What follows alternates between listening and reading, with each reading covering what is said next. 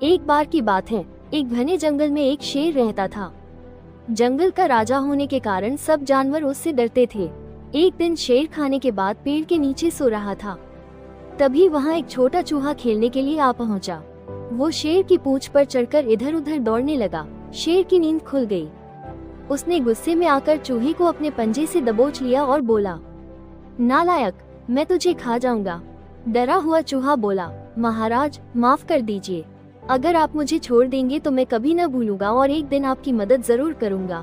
ये सुनकर शेर हंसा, पर दया आ गई। उसने चूहे को छोड़ दिया।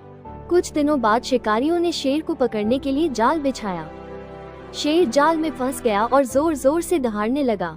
यह आवाज सुनकर चूहा दौड़ता हुआ आया। उसने कहा, घबराए मत राजा जी, मैं आपकी मदद करता हूँ।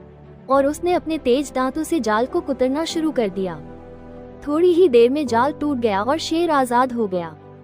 शेर ने खुशी से कहा, धन्यवाद मेरे दोस्त, अब मुझे समझ आया कि कोई भी जीव छोटा नहीं होता। दोनों अच्छे दोस्त बन गए और जंगल में खुशी से रहने लगे। कहानी की सीख, कभी भी किसी को छोटा या कमजोर मत समझो। मदद का भाव सबसे बड़ी ताकत है। बहुत समय पहले की बात है। एक छोटे से गांव में राधा नाम की एक प्यारी और मेहनती लड़की रहती थी। वो गरीब थी, लेकिन हमेशा खुश रहती थी और सबसे मदद करती थी। एक दिन राधा जंगल में लकड़ियां बटोरने गई। वहां उसने देखा कि एक छोटी सी परी घायल पड़ी है। राधा ने तुरंत उसकी मदद की।